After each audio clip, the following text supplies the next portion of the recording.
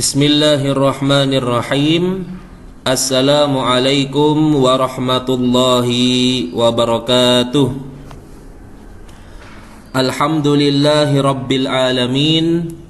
Wassalatu wassalamu ala ashrafil anbiya'i wal mursalin wa ala alihi at-tahirin at-tayyibin alaihimussalam wa ala sahabati ajma'in wa ummahatil mu'minin al-athhar radhiyallahu ta'ala anhum. Alhamdulillah, anak-anak sekalian, jumpa lagi dengan Pak Fikri pada sesi kajian kitab. Pada kesempatan kali ini kita akan melanjutkan kajian kita atas kitab Adabul Alim wal Muta'allim, yang mana saat ini kita sedang belajar tentang biografi Kiai Haji Hasyim Asy'ari. Beliau adalah penulis kitab ini. Mudah-mudahan dengan mempelajari biografi beliau, kita bisa memberikan penghormatan yang cukup kepada beliau selaku ulama. Kemudian kita dapat mengambil barokah ilmu yang telah beliau tuliskan dalam kitab beliau ini, khususnya pada materi tentang adab yang harus dimiliki oleh seorang alim, yaitu seorang guru, pendidik, ustadz, kiai dan lain sebagainya. Wal muta'allim, juga adab yang harus dimiliki oleh santri, siswa, pelajar, mahasiswa atau siapapun yang sedang dalam posisi menuntut ilmu. Baik, anak-anak sekalian, sebelum kita masuk kepada pembahasan, ada beberapa hal yang ingin Pak Fikri sampaikan. Yang pertama adalah ada sedikit koreksi pada video yang kemarin Pak Fikri upload. Pak Fikri menjelaskan pada bagian nasab Kiai Haji Hasyim Asy'ari. Di sana ada salah satu tokoh yang Pak Fikri sebutkan, yaitu Raden Ainul Yakin. Yaitu Raden Ainul Yakin adalah putra dari Maulana Ishaq. Raden Ainul Yakin ini adalah Sunan Giri. Ya, bisa dicatat, Raden Ainul Yakin adalah Sunan Giri. Kemarin Pak Fikri salah menjelaskan bahwasanya yang dimaksud dengan Sunan Giri adalah Maulana Ishaq. Ternyata Maulana Ishaq itu adalah ayahnya Sunan Giri. Sunan Giri sendiri nama aslinya adalah Raden Ainul Yakin. Baik, bisa dicatat ya. Sunan Giri, nama asli beliau adalah Raden Ainul Yakin. Baik, anak-anak sekalian, kemarin kita sudah belajar tentang beberapa hal. Di antaranya adalah nasab Kiai Haji Hasyim Asy'ari yang menyambung kepada Sunan Giri. Kemudian kita lanjutkan dengan sejarah hidup beliau, kelahiran beliau, tempatnya di mana, kemudian beliau belajar kepada siapa, pondok-pondok mana saja yang beliau jadikan sebagai kawah candra di muka untuk menuntut ilmu. Pondok-pondok terkenal di Jawa, diantaranya ada di Sidoarjo, kemudian ada di Tuban, ada di Bangkalan, Madura. Kemudian kita juga kemarin membahas guru-guru beliau siapa saja, guru-guru yang ada di Nusantara, kemudian guru-guru beliau yang ada di Tanah Suci Mekah. Sebagaimana kita ketahui bahwasanya beliau juga menuntut ilmu di Mekah dan menetap beberapa tahun di sana. Selain itu, kita kemarin juga membahas tentang salah satu peran beliau di masyarakat, yaitu ketika beliau mendirikan satu organisasi Islam terbesar di Indonesia bahkan di dunia, yaitu organisasi Nahdlatul Ulama. Apa saja perannya di masyarakat, tugasnya apa? Kemarin kita bahas bahwa tugasnya adalah menyeru umat Islam untuk berpegang teguh kepada Al-Quran, As-Sunnah, kemudian menjauhi ad-dhalalah wal bid'ah, kesesatan dan bid'ah. Wa tuharriduhum alal jihad li'i'la'i kalimatillah, kemudian menganjurkan kaum muslimin di Indonesia untuk melakukan jihad fisabilillah melawan penjajah. Kemarin juga kita bahas tentang resolusi jihad, yaitu bagaimana beliau mengeluarkan fatwa atau keputusan yang diterima oleh kaum muslimin di Indonesia dan bisa menggerakkan kaum muslimin utamanya di Jawa Timur, Surabaya untuk berjuang dengan gigih dalam pertempuran 10 November. Seperti itu. Satu hal yang penting dalam resolusi jihad yang harus kita ingat adalah fatwa beliau di situ. Nanti kalian bisa cari teks resolusi jihad. Beliau mengeluarkan fatwa bahwa membela tanah air hukumnya wajib. Kemudian siapa saja yang gugur ketika membela tanah air, maka statusnya adalah mati syahid. Mati syahid kalau di dalam Islam merupakan satu kedudukan yang mulia karena memperjuangkan agama dan bangsa dan negara. Seperti itu. Kemudian siapa saja orang Indonesia yang ketika perang melawan penjajah menjadi pengkhianat, maka menurut beliau boleh dibunuh meskipun tidak kafir. Seperti itu. Nah, itu nanti kalian bisa kaji lebih dalam lagi dengan coba cari di internet, download teks resolusi jihad Kiai Haji Hasyim Asy'ari. Oke, baik, kita lanjutkan materi selanjutnya. Pada kesempatan kali ini kita akan membahas tentang karya-karya beliau. Sebagaimana kita ketahui, Kiai Haji Hasyim Asy'ari memiliki banyak sekali karya tulis yang bisa dijadikan rujukan untuk penuntut ilmu agama. Baik.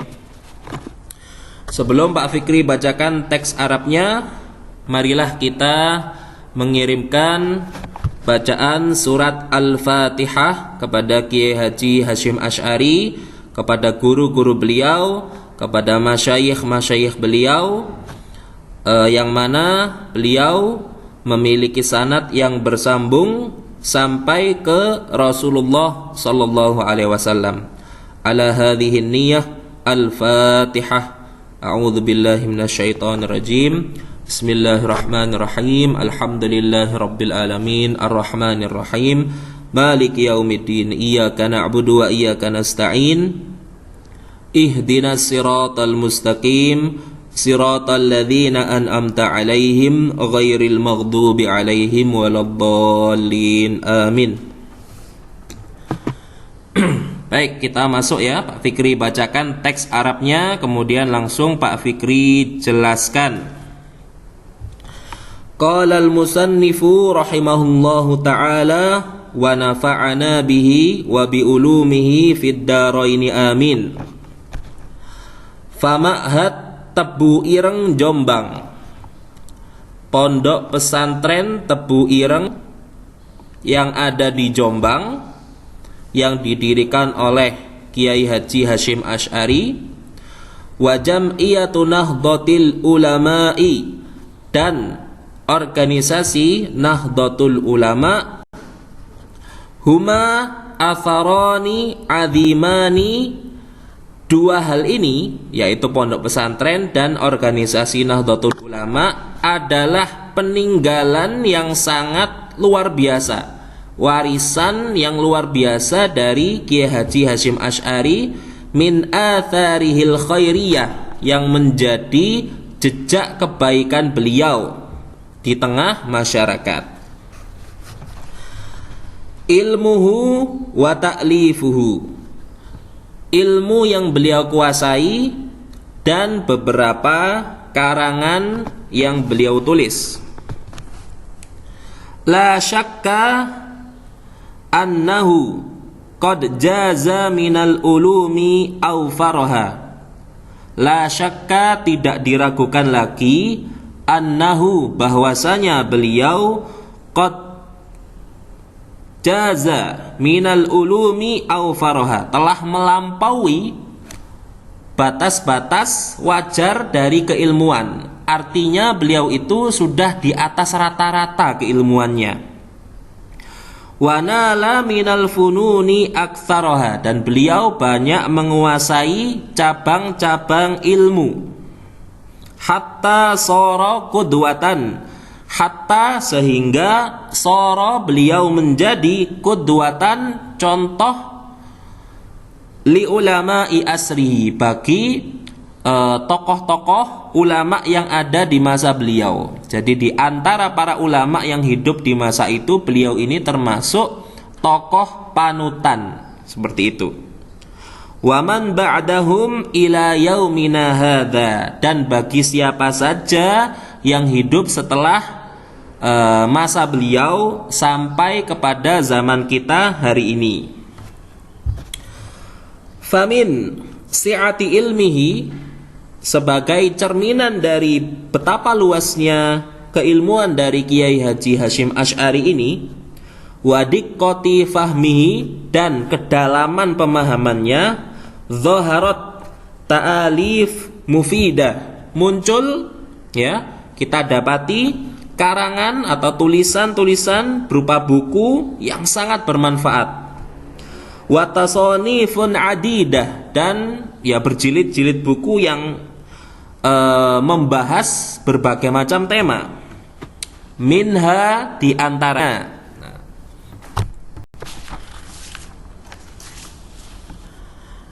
adabul alim wal muta'allim fi ma yahtaju ilaihil muta'allim fi ahwali ta'allumihi wa ma yutawaqqafu alaihil muallim fi maqamati ta'limihi.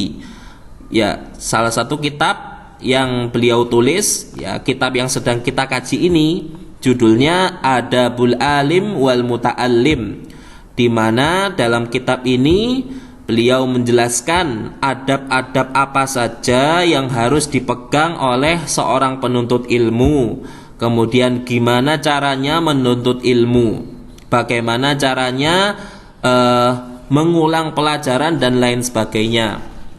Juga beliau menjelaskan adab-adab yang harus dipegang oleh seorang guru atau muallim atau murabbi atau ustadz, kiai dan lain sebagainya, sehingga bisa menapaki tangga-tangga keilmuan dengan baik dan bisa mengajarkan ilmu kepada murid-muridnya, santri-santrinya. Kemudian Ar-Risalah Al-Jami'ah, kitab Ar-Risalah Al-Jami'ah, saraha fiha ahwalal mauta wa asyratas sa'ah, di mana dalam kitab Risalah Al-Jami'ah ini beliau menjelaskan tentang ahwalal mauta.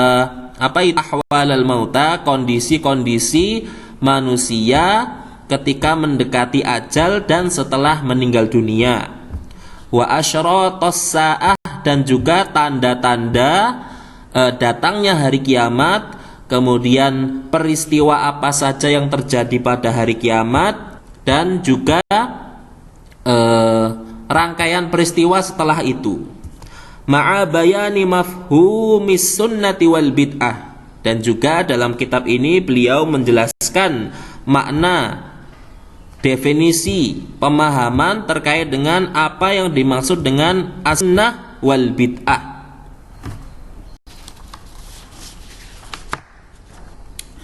Selanjutnya kitab At-Tibyan fin Nahyi an Muqata'atil Arhami wal Aqaribi wal Ikhwan.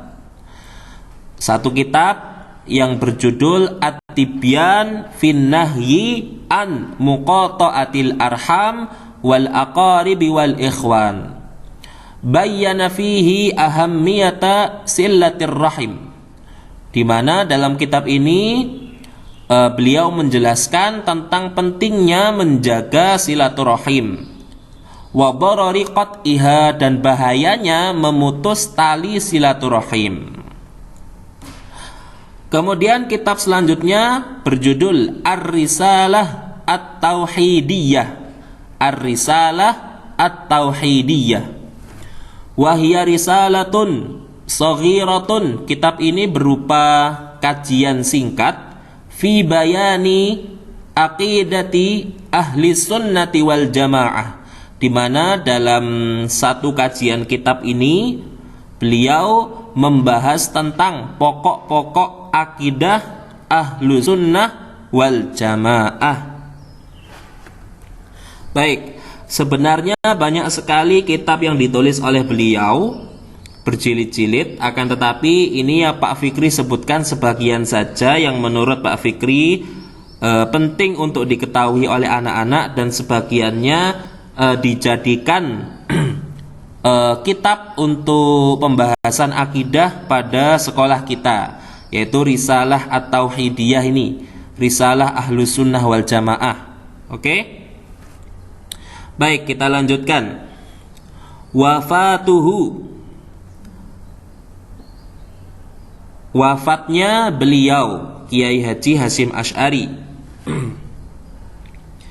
Tawaffa rahimahullahu ta'ala.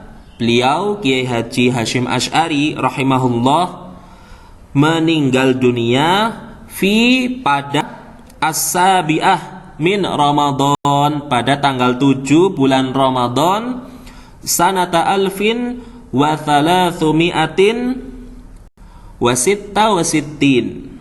Jadi pada bulan Ramadan tahun 1366,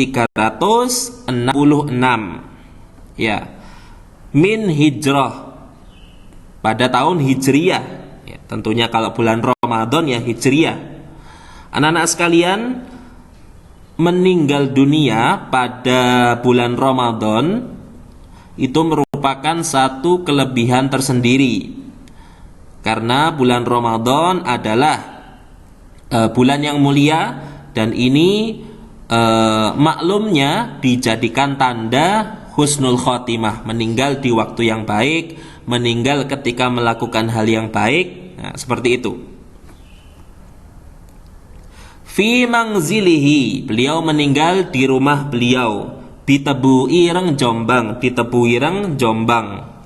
Wadufina fil ma'hadil ladzi banahu. Wadufina, dan beliau dimakamkan, dikebumikan, fil ma'had, di area pesantren, alladzi banahu, yang telah beliau bangun.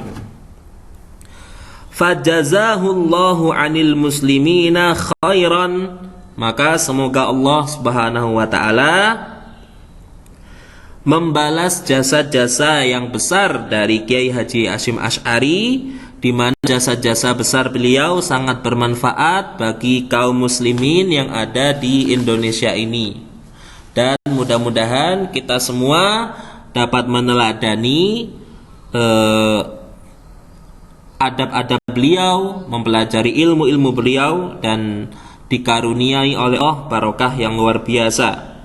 Wa askanahu faradi sajinanihi, dan mudah-mudahan Allah masukkan beliau ke dalam surga.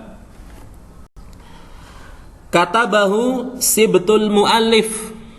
Nah, ada keterangan di sini bahwa biografi ini bukan beliau sendiri yang menulis, tapi sibtul muallif, cucu dari muallif, cucu dari penulis kitab ini, yaitu Kiai Haji Hasyim Asy'ari. Nah, karena gini anak-anak, di antara satu tanda tawal atau wiroi atau rendah hatinya para ulama, itu beliau biasanya menghindari untuk menyebut-nyebut nama, menuliskan nama dalam kitab-kitab beliau, termasuk menulis biografi. Jadi biasanya yang menulis biografi sebuah kitab itu orang lain. Nah, jadi setelah penulis kitabnya itu wafat, tapi kan murid-muridnya tahu ini siapa yang nulis kitabnya ini. Nah, kemudian biasanya kalau tidak muridnya, anggota keluarganya akan menulis biografi. Nah, seperti itu. Karena seperti yang Pak Fikri sebutkan kemarin, kalau dalam tradisi menuntut ilmu dalam Islam, itu sebelum kita mempelajari satu kitab, itu kita harus mengenal dulu siapa penulisnya, siapa mu'alifnya, siapa guru-gurunya dan lain sebagainya, supaya ilmunya barokah. Juga itu menandakan kita beradab kepada beliau sebagai penulis kitab ini. Nah, siapa nama cucu beliau yang menulis biografi ini? Muhammad Isam Hadzik. Nah, namanya cucu beliau Muhammad Isam Hadzik.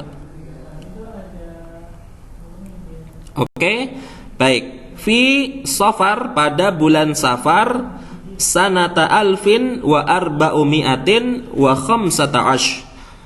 Biografinya ini ditulis pada tahun 1415 Hijriyah.